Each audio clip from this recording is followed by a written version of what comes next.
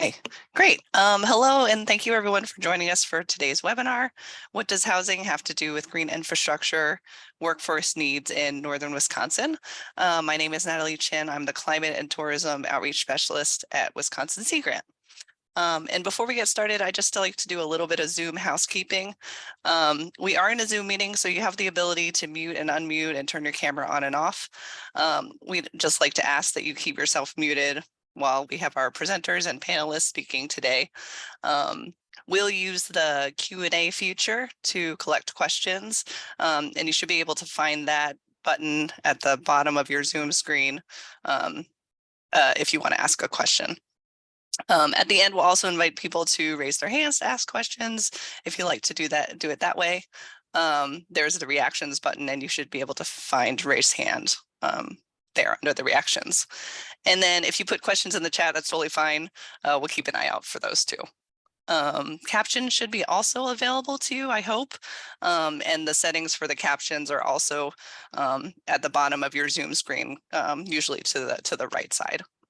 Yeah, great. Okay, and then before we get started next, I'd like to just share Wisconsin Sea Grant's land and water acknowledgement.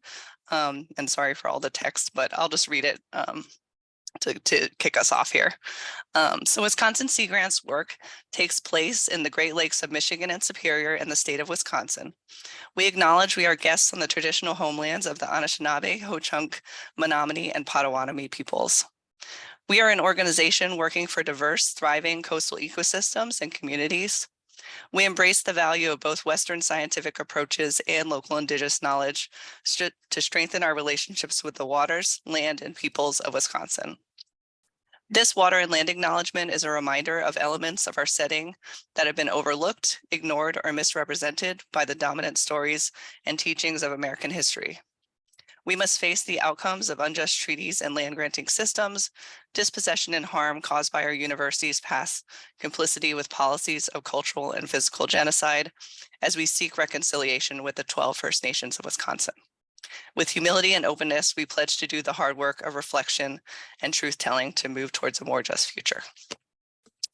Okay, and with that, I'm going to stop sharing so JB can get her slides up. And just as a little bit of background as we're transitioning, this project really evolved out of an internal funding opportunity at Wisconsin Sea Grant. We originally were hoping to understand workforce development needs around green infrastructure in northern Wisconsin. But we learned that this issue expands way beyond workforce development. So I hope you enjoy learning about the report today. Thank you so much for being here. And JB, I'll let you take it away. Great. Thanks, Natalie. I think Linda's going to kick us off with an introduction here. I am. Thanks. My name is Linda Reed. I'm with Water 365. Happy to be joined by my project partner, Julie Beth Hines from Birchline Planning. I am going to just introduce the project to talk a little bit about how we got started, and then JB is going to get into the nitty-gritty as we move forward. Next slide, please. So we are, for the presentation today, we are using the same format that our report is ordered in. So hopefully we'll provide access to a copy of the report if you haven't read it yet. But kind of the scope and the format for our discussion today, we'll talk about the project purpose, the definitions that we've used, stakeholder interviews and research that was conducted, and key findings. The report's followed up with recommendations that I won't read to you now. We'll keep it sort of a surprise and get to those in a little bit. Next slide, please. I like to think of this project as our Forrest Gump project, because life is like a box of chocolates. You never know what you'll get. And in this case, we got something that we weren't expecting or looking for. And that result was that housing actually turned out to be the common element for the nature-based solutions and green infrastructure implementation challenges and solutions. So housing, supply, housing availability, housing quality, and housing costs all rose to the top as key issues. And we are excited to report that back, that it was wasn't something that was planned. Next slide.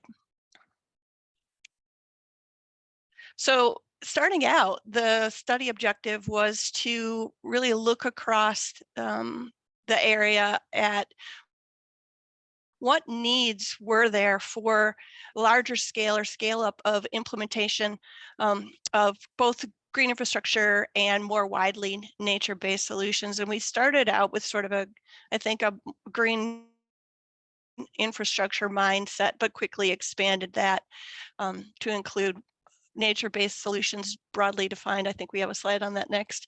Why don't you go ahead to the next slide, JB? So the study area, 4 counties up north, as we like to say, Bayfield, Ashland, Douglas, and Iron counties. Again, looking at what are they doing up there with regard to green infrastructure and nature-based solutions. However you view those, one might subsume the other, but so we were looking at site scale GI. We were looking at wetland restoration, urban and rural stream restoration, floodplain restoration, coastal restoration, landscape area restoration, and maintenance and culvert replacement as some of the, the key topics that we were going to look at and explore. Okay, what are the needs to get these in the ground? How have they been implemented so far, and how do we scale that up? Next slide. And for the most part, our methodology was to conduct stakeholder reviews. Stakeholder interviews. We did quite a few of those across the 4 counties and included interviews with folks in the private sector, NGOs, folks in higher education, representatives of tribal governments, city governments, and county governments, as well as state agencies. And I'm remiss that I didn't thank Wisconsin Sea Grant when I started out. They were certainly hugely important, not just in launching this project, but also as we worked through it. Next slide. So, right. JB, have at her. Okay, so we had as Linda said, we did stakeholder interviews all over the 4 counties with all kinds of people who participated and gave very generously of their time, including Alex, Sarah, and Philomena that you'll hear from in our panel. And we started with our first sort of leading question was, what's driving demand for green infrastructure or nature-based solutions? So what are, resilience overall, of course, is an objective, but who is actually asking for these projects and funding them? Who's behind the getting together and saying, we need to remove these invasives or restore this wetland, or we're working with this farmer? And there were 5 big areas that are really pushing demand for getting these solutions in the ground. One is restoring historic stream systems and wetlands. This is a region that was really completely altered by forestry practices over time, and where there's a lot of opportunity for restoring the historic natural systems. Enhancing resilience, lots and lots of need, especially in the wake of some recent significant storms, for floodplain and coastal restoration, including the Iron County Saxon Harbor project, culvert replacements all over the place, and enhancing the resilience of those culverts and crossings. Again, wetland restoration, and then removing invasives. So there's a lot of demand and funding to enhance that resilience, whether it's disaster related or proactive. Some private development and private landowner needs for green infrastructure and restoration, mostly in the urban areas. And then a lot of desire to improve quality of life, improve environmental quality, things like conservancies, trails, improving urban stream access, and enhancing water quality. And then we also noted that there's a quiet driver of tourism-related opportunities for enhancing the region's draw for natural resource-related tourism. including beer and biking. I guess we'll put beer in the natural resource category. But there's an increasing recognition of the area's draw and appeal for nature-based tourism. And that's another part of what's pushing the region to have a lot of this energy around these projects. How's demand for these being met? Who's doing the heavy lifting? Who's doing the work to get these projects developed, funded, in the ground? The role of Northland College cannot be overstated. The Burke Center team and its graduates are a powerhouse in the region, providing knowledge, capacity, connections to funding, expertise. It is a real asset that this region has that is unique and important. We kept finding that across our interviews and our research. There's also a relatively strong business and contractor community. Often when Linda and I in our travels are talking about green infrastructure and nature-based solutions, we don't have any contractors who know how to do this work. That's not the case here. There are contractors who know what they're doing, who are available. So there's some expertise for the mid-scale projects, and also team that with the Burke Center, and you've really got a good asset there. We've got great conservancies out working on land conservation and recreation. We have tribal youth programs that are especially well developed relative to other areas where either of us have worked or are familiar with. Really strong basis for that, for engaging tribal youth in nature-based programs. You have local governments, city and county, doing miracles in spite of some of the limitations that we'll talk about. We have engineers through the Wisconsin Department of Agriculture, DATCAP, who are a really important resource. Who are on the ground and can prepare plans and drawings for nature-based solutions and know what they're doing. The Wisconsin Wetlands Association, huge resource that's quietly very active in promoting restoration and getting it done. And then there's a lot of role still for what we call the imported labor and consultants. Larger coastal restoration, you're going to be bringing people in. It raises the cost. Complex hydrology and floodplain engineering, probably going to be bringing people in. Twin Cities, Milwaukee, Madison. So there is some of that, but there's a lot of local knowledge and a lot of local capacity that we don't always see in areas that are looking to build their resilience. But then we got to the challenges. And as Linda said, we did not expect this. Housing came up in every single discussion, every single interview, whether it was Saxon Harbor trying to staff the harbor for summer recreation, or tribal governments trying to hire people who want to come home to work and cannot find housing. There is a big impact in this very attractive summer recreation area of short-term rentals. We found that it is unequivocally those economics are at play here as they are in other tourism-related economies. But there's overall a lack of supply, a lack of availability, because a lot of properties are off the market for short-term rental purposes. Quality is a challenge, and cost. And it's not quite economical to renovate properties that are in pretty poor condition because the market for the resale just isn't high enough yet to make that a worthwhile investment. In other words, one of the flipping shows from HGTV is not coming soon to Washburn or Ashland. Those economics aren't working, and they're working against the region. So there was just a pervasive need for housing, and that got to the other ones on this list, some other challenges. Project management capacity. Because it's in part because it's hard to get people to the region because of the housing shortage, there's not a sufficient pool of people, and there's not sufficient funding to get the kind of project management people capacity that is so necessary to pulling together all the different pieces of a nature-based solution.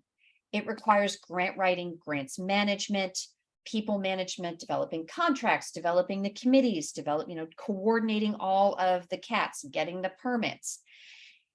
And when you do not have enough people and enough money for those positions, projects that we know from our assets are out there and that can be done, and there might even be funding for them, are not getting done because of that critical nexus of project management just isn't there.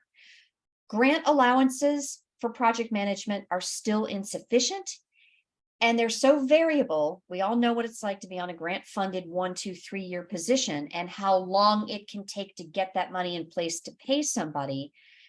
And so we've got stuff falling through the cracks for that lack of project management capacity. It's not a lack of skill. In this region, there are just huge people resources and brain power.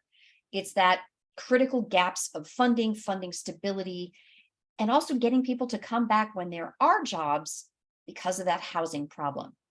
And that brings us to the municipal levy limits that Wisconsin faces, where city governments, county governments were saying, we can't get the money we need to hire the people to process the permits to get the housing in place. And the levy limits are a deep challenge. They lead in many cases to this sort of fiscal downward spiral. And we see this not just here, but all over Wisconsin. We can't make the investments we need to improve, to get the housing permitted, to improve our property tax base, to then be able to hire people. Staff get overworked, there's complaints, you can't process what's in the pipeline, and it just becomes a very difficult situation to get the traction you need to improve your housing stock and do community development and do nature-based solutions. We also especially had conversations with tribal government, though we also heard this from some of the conservancies, some of the private businesses. Incarceration and addiction. People coming out of incarceration, people who are coming out of addiction, there is a lack of medication-assisted treatment here. There's a lack of support services for reintegration. That could also be a big piece in building up some of the capacity to do nature-based solutions and build more community resilience.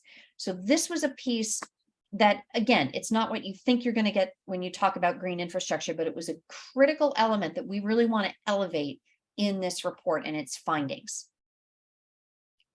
So, sort of in summary, this region has an exceptional community of practice with commitment, and there's money.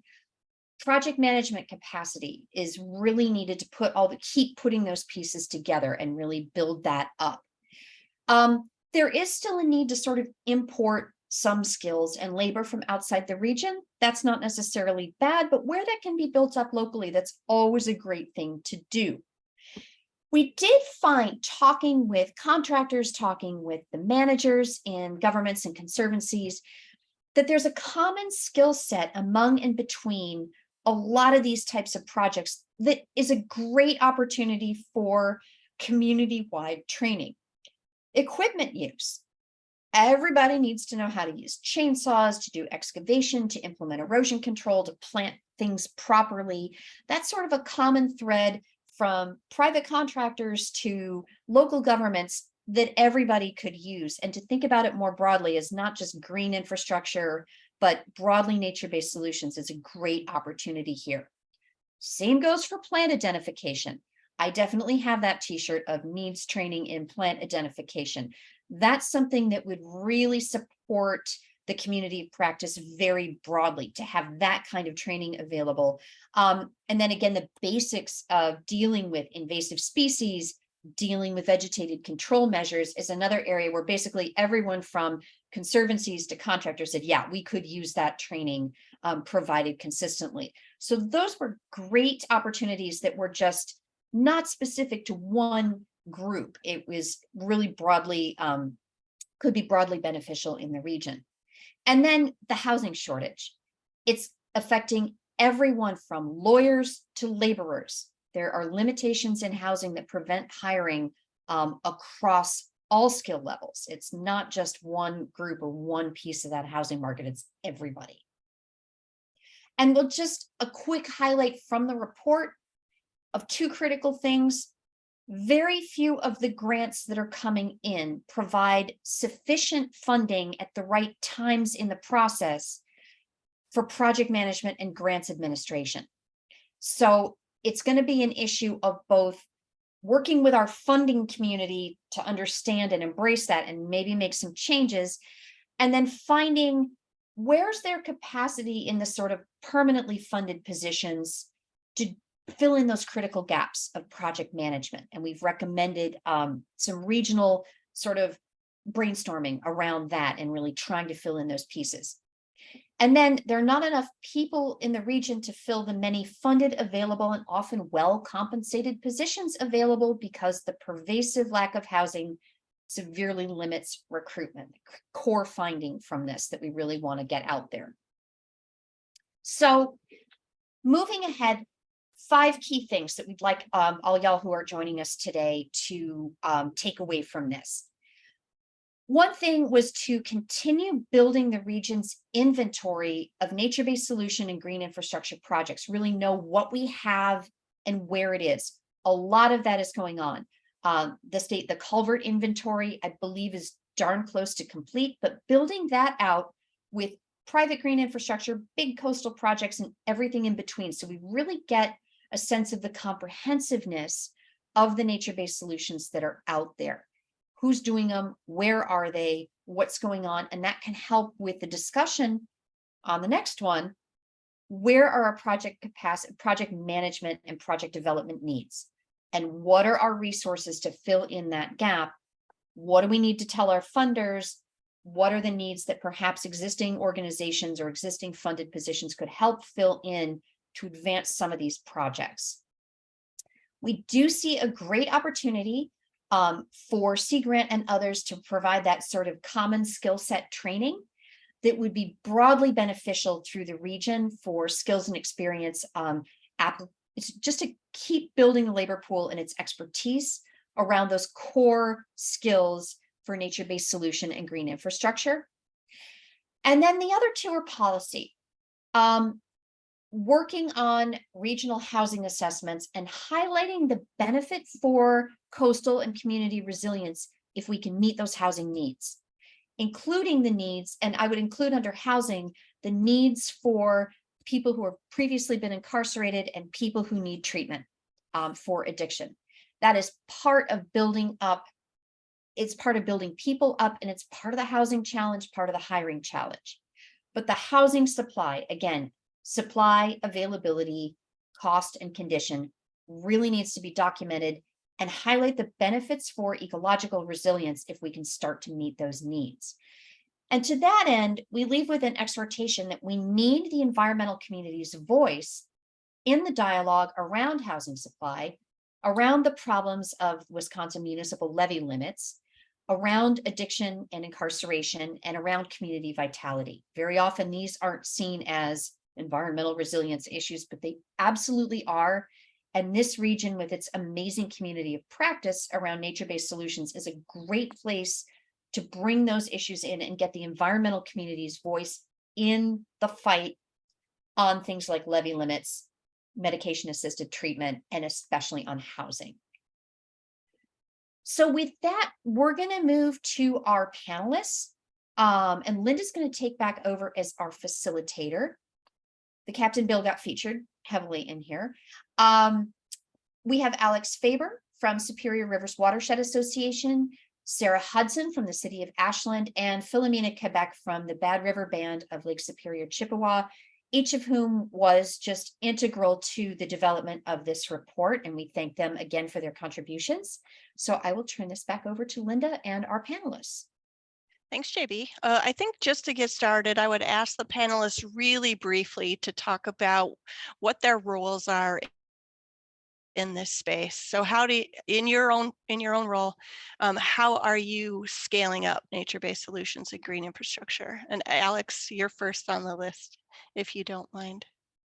Yeah, so I'm Alex Faber, Executive Director of the Superior Rivers Watershed Association, which is a small nonprofit in Ashland that does volunteer water quality monitoring, restoration work on our streams, participates in watershed action planning.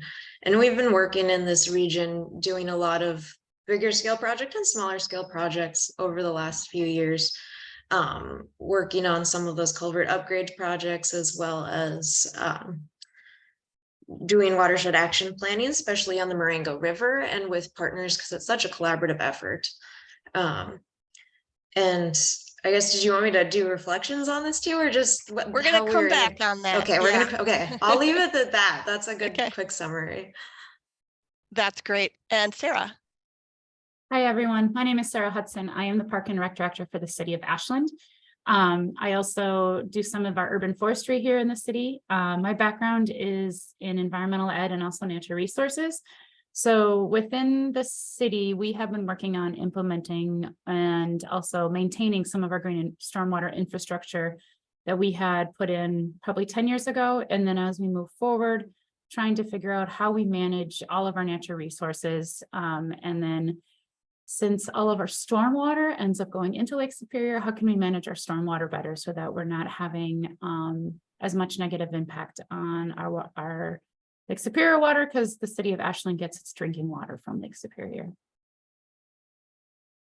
And last but not least, Philomena. Hey everyone, bonjour, Philomena Quebec, Bobby Washington, Dijinakaz, Mokwendo, Dane, Mashkizibing, Indonjaba. So I'm currently serving as the Economic Development Coordinator. I did do a stint as the Tribal Operations Manager and was like, oh my God, this is way too much. I didn't want to do that job.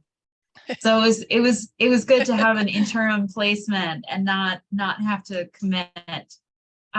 So I'm trained as an attorney, and I'm currently working on economic and community development here in Bad River. And the tribe has engaged in a lot of restorative work. Where there was just a culvert replacement project that is completed, or it's nearing completion on Highway 2.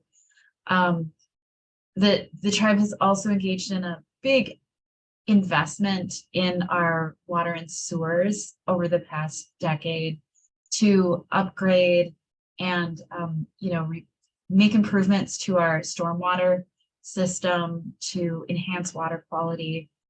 And this has been a multi-phased project, and there's another phase that's going to be happening in the upcoming year with a whole new system going up on Birch Hill. And lots of different developments that are happening. So Bad River is at a really interesting geographical location. We're at the end of a watershed that's a fairly small watershed that, where the water flows pretty rapidly.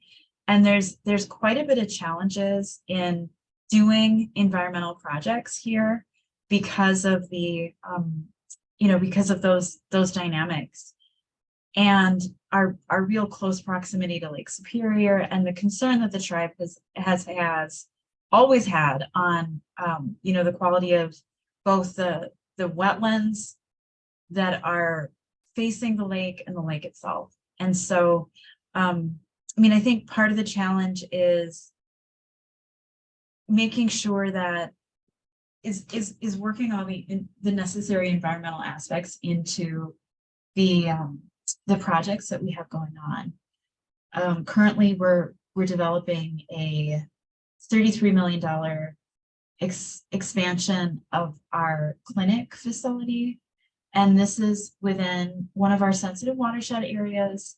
So making sure that there are elements contained within the design to slow down the runoff and protect the watershed or the wetland systems, not only from the from creating more hard spaces, but also to make sure that the systems that are in place to contain the water within that area are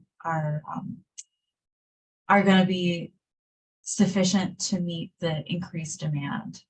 So there's quite a lot of projects. The other thing that we're really focused on and engaged in is doing work on addiction workforce and making sure that there are options for folks to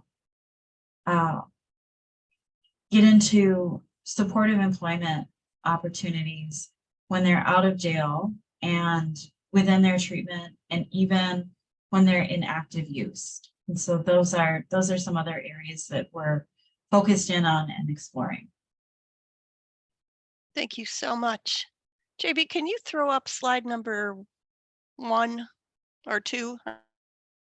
I'm sorry. I want to circle back to the recommendations that came out of, thank you, JB, the recommendations that came out of the report. And I will say, you know, they're not our recommendations. We are sharing with you the recommendations of the interviewees that we talked with. And I'm going to come back, I think, to Alex first and ask about, you know, we had really good conversations about project management capacity. And I think early on we talked to people before you, and then they sort of said, well, what about Alex's group? They can do it.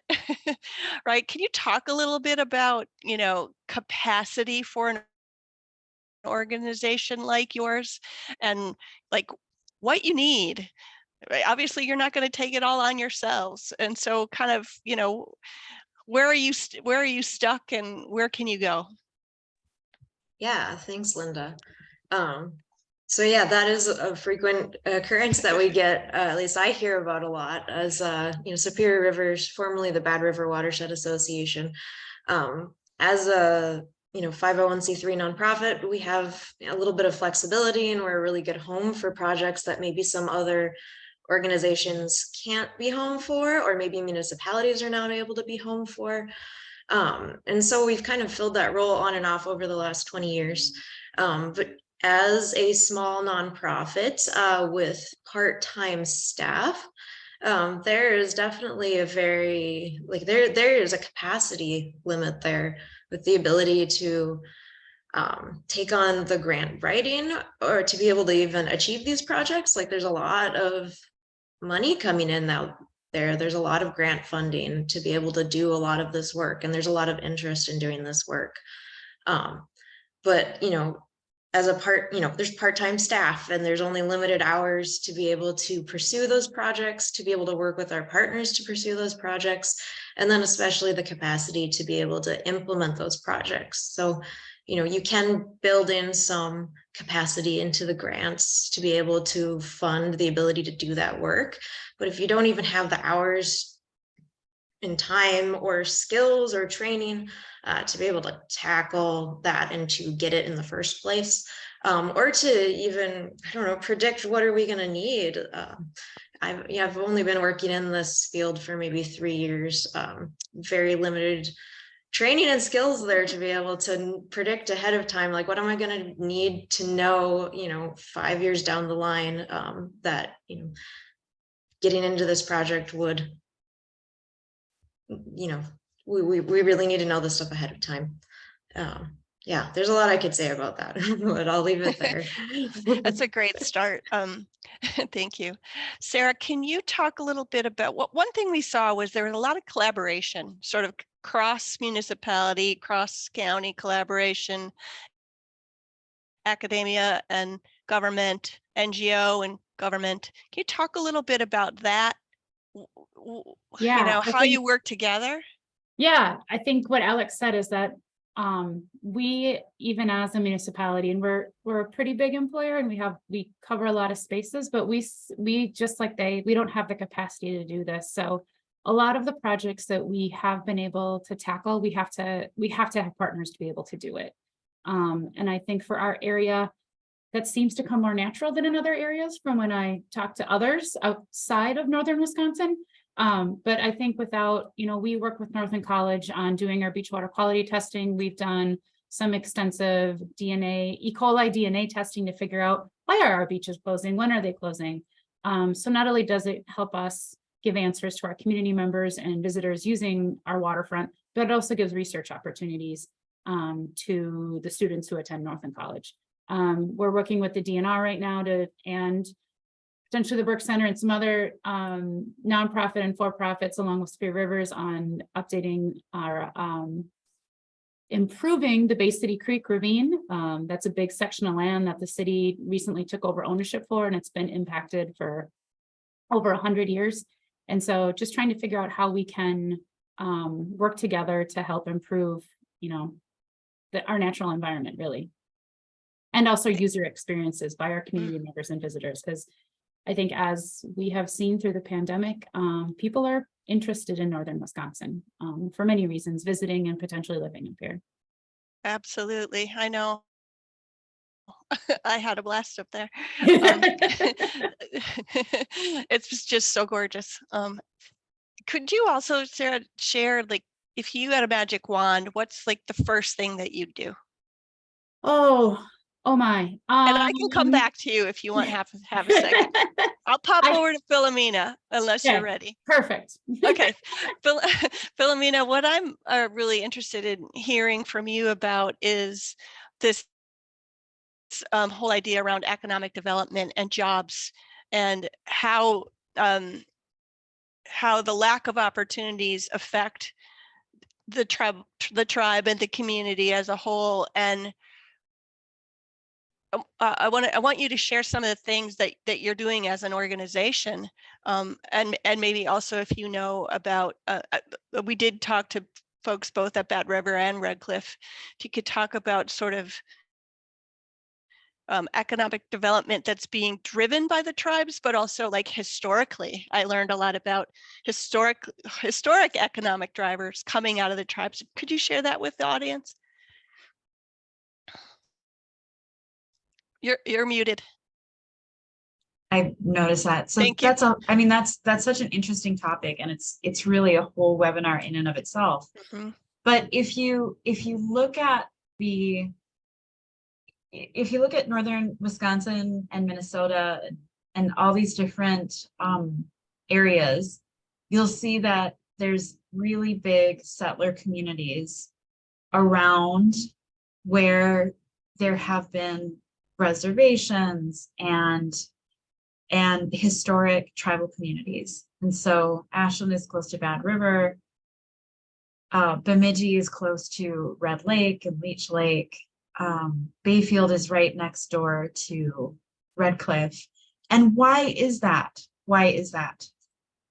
And a lot of the reason behind that, I'm not a historian, and so I'm going to be kind of just, this is my own interpretation as a tribal member who is working in the area of economic development, is because when the treaties were signed, there were annuities that came in through the treaties. So these were payments of cash that came to tribal members. And even before that, there was a lot of economic activity that was happening in tribal communities. We were providing a lot of food for folks, and maple syrup, which is a commodity. Like back in the turn of the 20th century, if you wanted sugar in any kind of northern community in North America, you were probably buying Anishinaabe made sugar, and our families were earning quite a lot of cash from the production of sugar and other foods. A lot of that changed because of the passage of federal food standards and food laws, and then also the disappropriation of land, right? And so we couldn't access our land, and we couldn't exercise our treaty rights that we negotiated for that was part of the agreement. And because of that, it created a lot of impoverishment in our communities. But at the same rate, cash coming in from these treaties was an opportunity for economic development by settlers who established all kinds of services and stores and things like that, where Native folks would spend their money. And currently, today, the Bad River Tribe is the largest employer in Ashland County. And the way that our community economic development has gone, we don't have a lot of places to spend the money.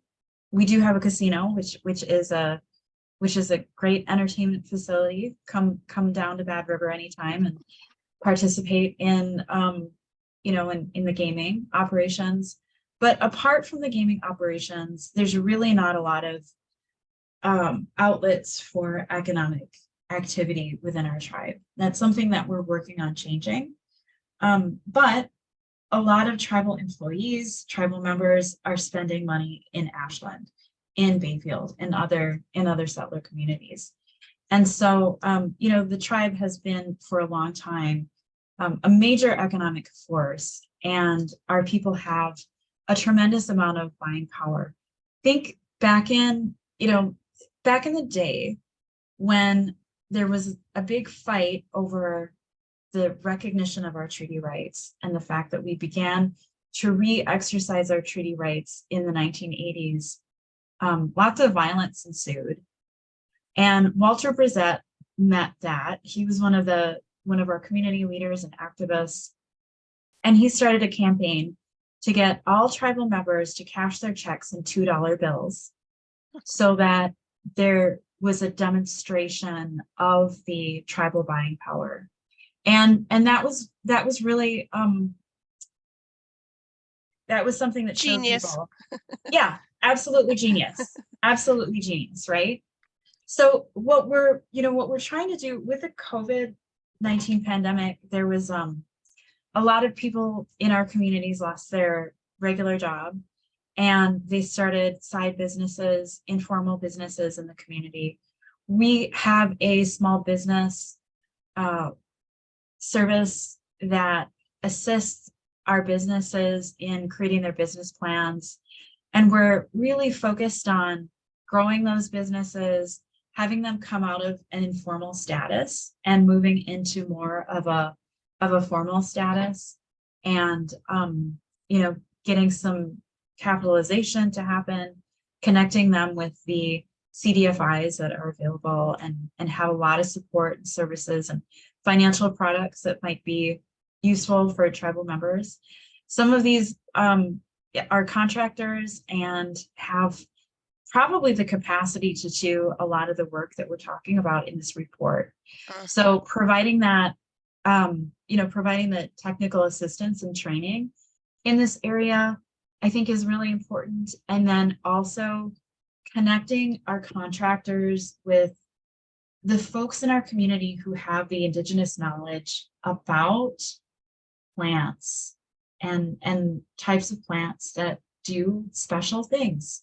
Plants are relatives, right? And I get the feeling from plants. I'm a person who works with plants quite a bit, that these are our grandmas and our grandpas, and they really want to work with us because they understand the condition that we're in. They understand that we're in crisis with climate and that things are going to get bad.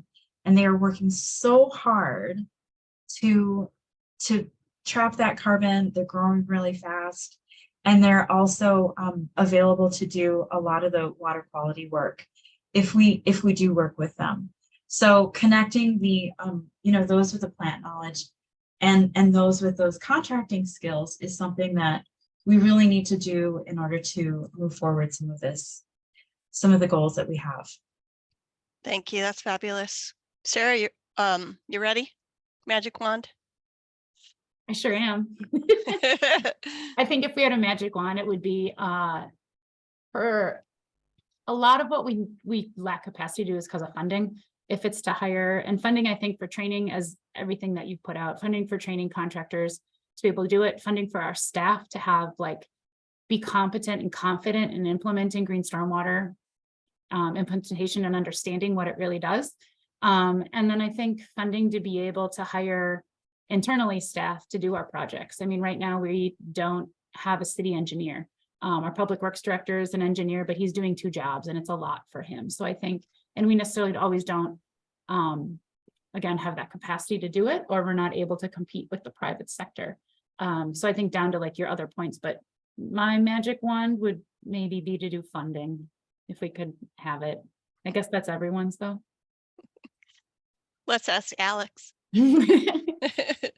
Magic wand question. I think it would be similar to Sarah. Magic wand would be funding to support, our current part-time staff at full-time. I don't feel like that's a particularly large ask because then we would have, 3 full-time people capacity to pursue these projects and get them done, train and learn how to do these things. Yeah, funding for 3 full-time people, not a huge ask. That's my magic wand.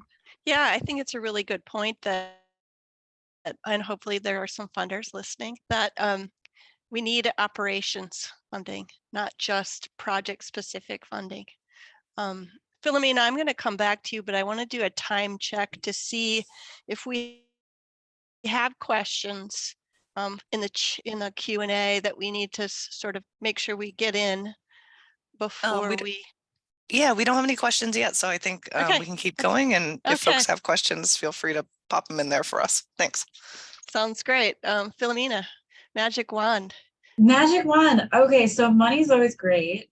And then, I mean, I think what comes, money is energy, right? And the energy is directed towards the things that people have attention to, and bringing attention to the incredible value of our clean water is something that maybe is what we need to get the money to flow. I have a little experiment that I do. So anytime I travel and I get into the taxi or the Uber, the inevitable question comes up, where are you from? And I tell them that I live on Lake Superior, and most of the time it's a blank stare. I have no idea what Lake Superior is, right? And so I go to these big cities and places like that. And the fact that people in other parts of the country do not know about Lake Superior is astounding to me, number one. And then I'm always like, do I want them to know or do I not want them to know?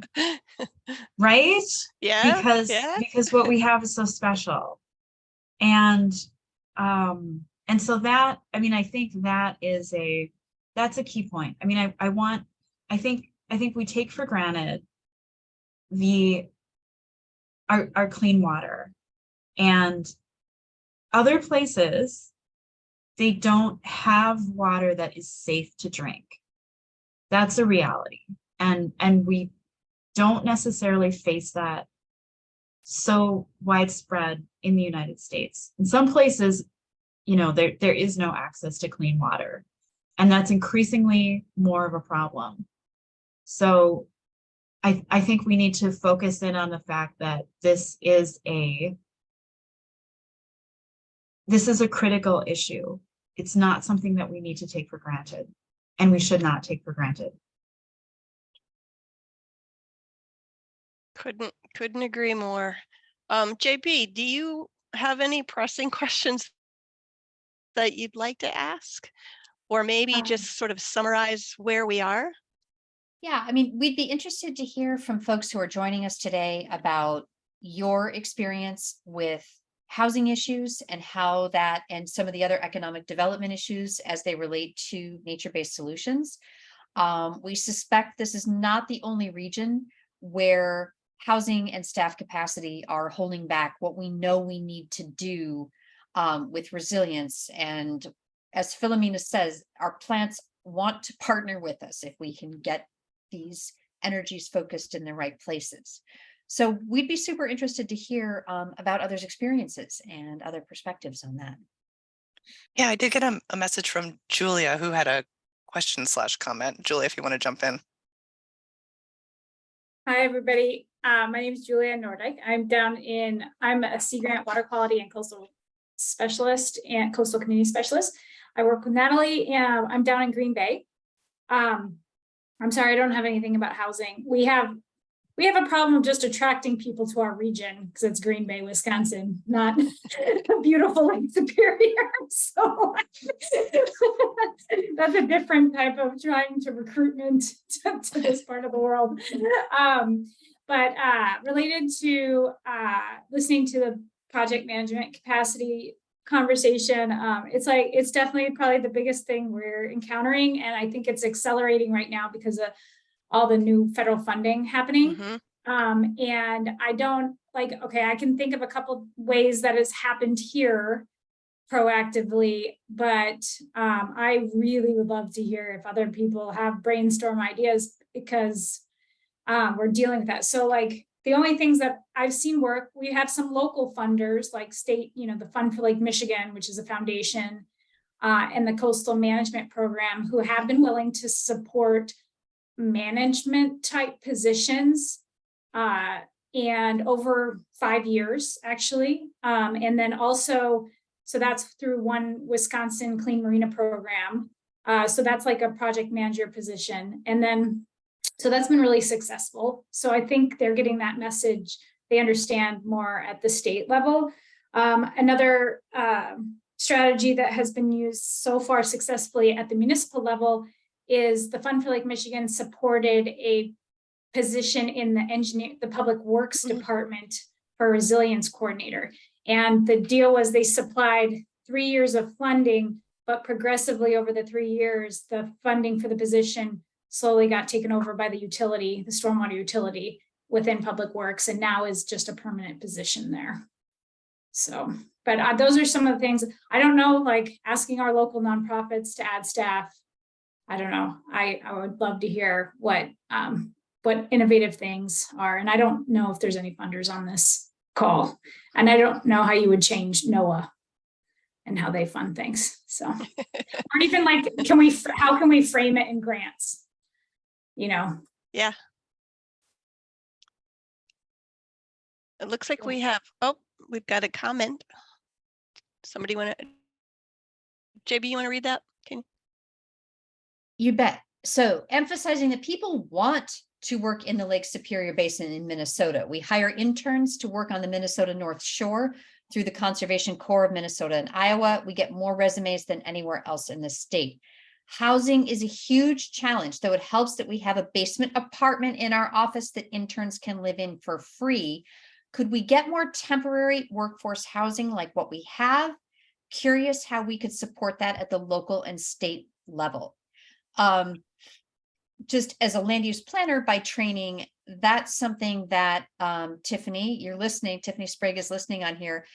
That's something we could highlight through work with our municipal partners on code audits, is the need for things like accessory dwelling units, temporary housing, as a way to support workforce and green infrastructure. That's 100% something that we can and should do.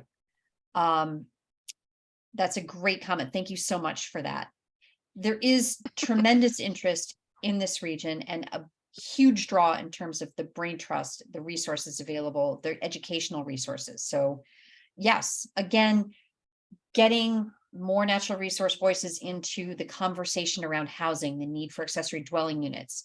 We're going to be leaning heavily on the environmental community, updating Eau Claire, Wisconsin zoning right now to emphasize why it's important to have smaller, lower cost housing units like accessory units available to build up that workforce.